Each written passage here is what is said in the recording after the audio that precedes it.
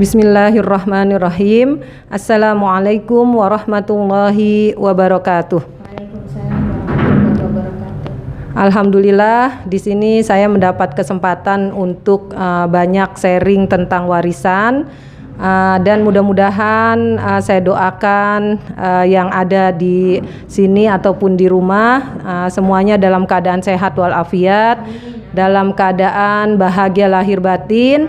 Mudah-mudahan di bulan Sya'ban menjelang Ramadan ini Allah pertemukan kita dengan Ramadan Karim. Allahumma ballighna Ramadan.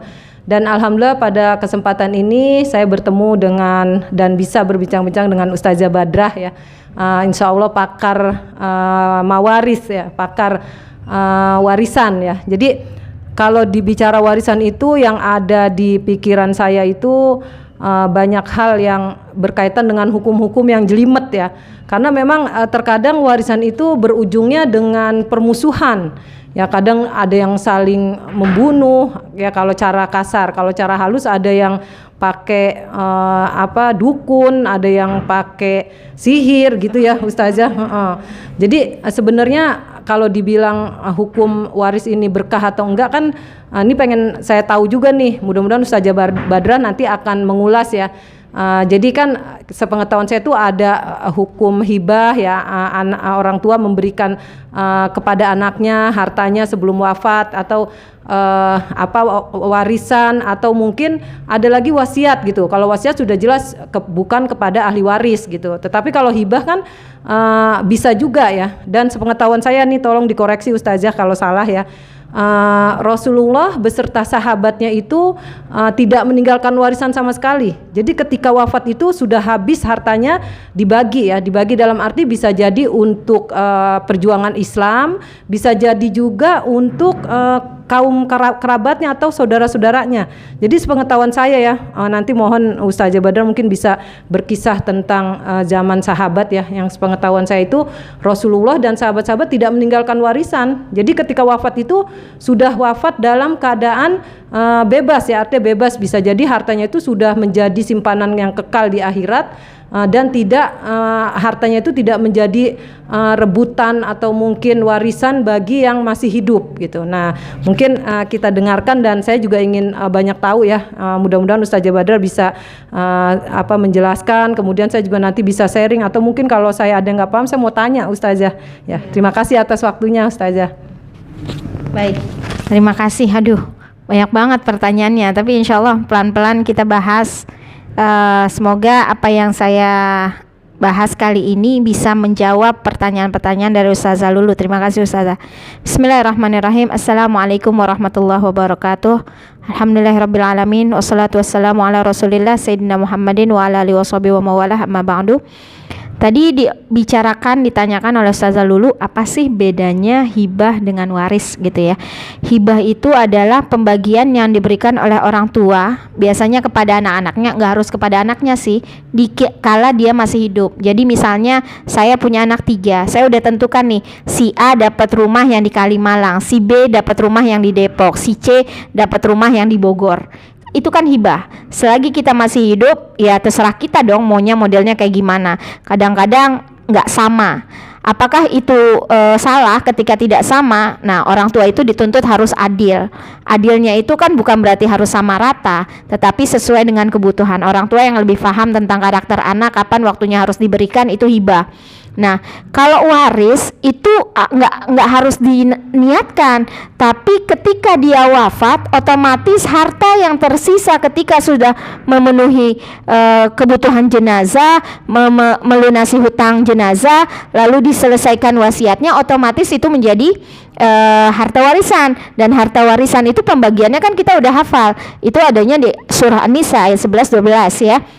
Nah itu udah jelas distribusinya, dan juga ada hadis-hadis pendukung. Jadi orang tua sebenarnya tidak boleh menentukan, kecuali nanti dulu mungkin dia pernah berpesan, nanti kalau misalnya bagi-bagi warisan, rumah yang abah tinggalin itu buat si bontot misalnya, dan yang ini. Tapi kalau misalnya kan yang namanya rumah harganya beda-beda Ustazah ya, meterannya juga beda-beda, akan lebih baik, ini yang harusnya ya, dinominalisasi dulu. Jadi yang misalnya rumah A itu 300 juta, rumah B itu 250 juta, rumah C itu 275 juta. Tentu pasti akan ada istilahnya ngiri-ngirian antar saudara. Nah, maka cara yang solusi paling tepat adalah karena mereka derajatnya sama-sama anak, misalnya laki semuanya gitu.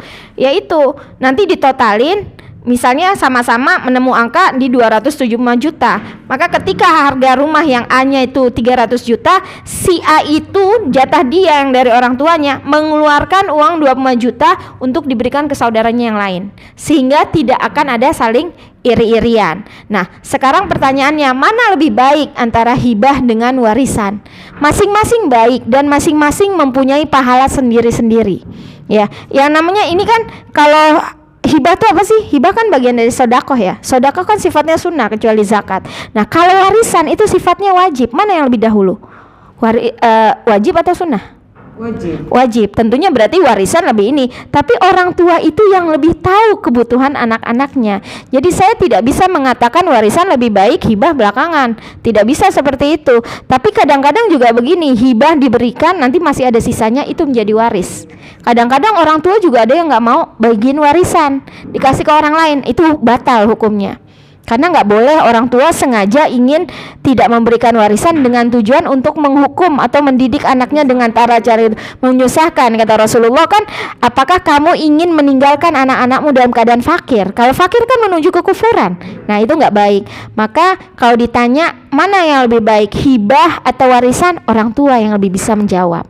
Nah, agama memberikan solusi di sini. Terserah mau hibah mau waris. Intinya gini, kalau misalnya kita kan nggak tahu umur ya Ustazah ya, tahu-tahu belum dibuat hibah, orang tua udah wafat, otomatis kan kena hukum waris. Tapi kalau misalnya kita lagi sehat, lagi apa, kan pengennya kita nggak mau anak berantem, udah deh dibagi-bagiin duluan, kenanya kan hibah, asal berlaku adil. Jadi saya tidak bisa mengatakan ini lebih baik, itu lebih baik, tergantung kondisi. Nah, terus dilanjutkan dengan statement kedua, apakah benar Rasulullah dengan para sahabat ketika wafat tidak meninggalkan apa-apa? Iya, bahkan ketika Abu Bakar ditanya oleh Rasulullah, apa yang kamu tinggalkan untuk anak-anakmu? Aku meninggalkan surah Al-Fatihah. Iya, ini ya, khawas ya. Kemudian dengan bismillah, itu kan keberkahan namanya. Kalau kita pernah dengar cerita ada wakafnya Utsman bin Affan yang sampai sekarang masih ada. Walaupun itu ada perdebatan benar nggak sih itu bagian yang diwakafkan oleh Utsman bin Affan. Tapi memang benar mereka tidak meninggalkan harta. Rasulullah sendiri memang ini bahkan jadinya nanti masalah apa Sunni dan Syiah ujung-ujungnya. Sebenarnya Rasulullah itu meninggalkan warisan nggak sih? Sedangkan harta Rasulullah banyak, tapi memang semuanya buat dakwah. Nah, maka itu juga yang menjadi pertanyaan Fatimah kepada Abu Bakar. Mana ada jatah nggak? Abu Bakar bilang tidak, tapi versi Fatimah harusnya dia masih ada gitu. Nah, kita kan bilang mereka sama-sama istilahnya orang-orang yang terdekat dengan Rasulullah, mana yang harus didahulukan. Itu kan akhirnya jadi konflik juga. Ya jangankan kita ya, sekelas Fatimah dengan Abu Bakar aja konflik gara-gara begituan, gimana kita? Itu masalah warisan ya. Intinya Rasulullah kan bilang, aku tidak akan meninggalkan kecuali Al-Quran dan Sunnah, itu doang. Jadi itu yang menjadi patokan kita. Mereka siap untuk menanggung susah. Bahkan sisa hidupnya Fatimah itu sisanya adalah perjuangan. Itu loh yang harus dicontoh, bukannya rebutan warisan. Nah, Ustazah gimana? Iya. Oh iya, alhamdulillah. Jadi kalau masalah hibah atau warisan itu kondisional kali ya Ustazah ya. Kan yang tahu orang tua, misalkan orang tua, ini kayaknya saya bagi-bagi sekarang aja nih, takutnya nanti kalau udah saya wafat meninggal, wafat berantem, bukan meninggal, kalau saya udah meninggal berantem gitu. Jadi mungkin dia pertimbangannya ya kondisional lah gitu ya. Tapi tadi tuh kan sahabat, apakah ini juga yang disebut sunnah Rasul gitu, ketika kita wafat itu memang udah nggak usah ninggalin apa-apa gitu, ninggalinnya maksudnya karena hartanya itu sudah habis terbagi ya, habis terbagi bisa jadi untuk anak-anaknya sudah hibah, kemudian untuk istrinya, untuk kemudian untuk masyarakatnya infak sedekah untuk masjid dan lain-lain. Artinya di sini ada pelajaran bahwa memang alangkah baiknya ketika kita sudah menyadari bahwa hari wafat kita itu sudah semakin dekat ya, mungkin usia 60, usia 50 juga sebenarnya udah deket juga ya Ustazah ya. Nah, ketika begitu harusnya kita udah siap-siap gitu bahwa udahlah dunia itu sebatas yang kita butuhkan sekarang aja, yang lainnya udah dibagi-bagi gitu nggak Ustazah pemahamannya? Itu tergantung kadar keimanan sih Ustazah, kita nggak bisa maksain ya. Ada sebagian orang yang menganggap udah saya hidupnya untuk dakwah gitu. Itu mungkin levelnya level seperti apa? Masyarakat kan nggak bisa kayak gitu. Makanya Rasulullah bilang, kejarlah akhiratmu seolah-olah kamu mati besok, kejarlah duniamu seolah-olah kamu hidup selamanya. Dan balik lagi, satu ya kadar keimanan, kedua kadar pendidikan. Orang semakin aware, wawasannya luas, dia akan semakin mempersiapkan kematian harusnya.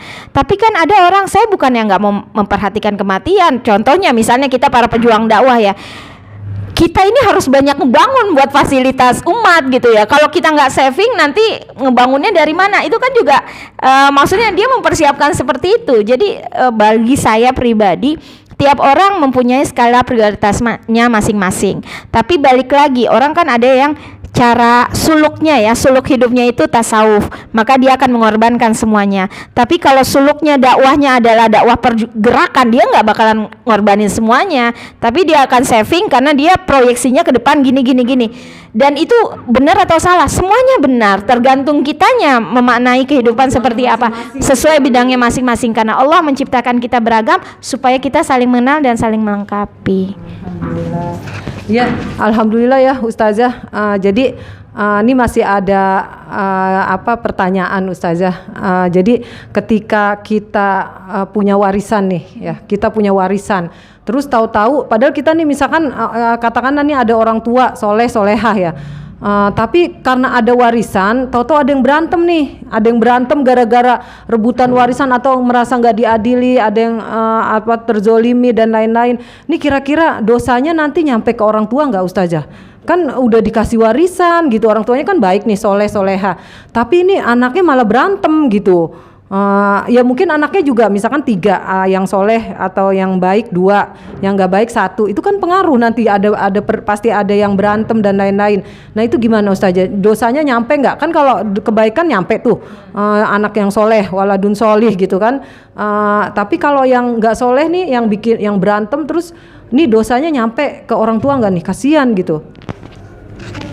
Kalau dosa kan tergantung perbuatan kita ya. Anak kita kan kalau udah wafat putus ya istilahnya ya.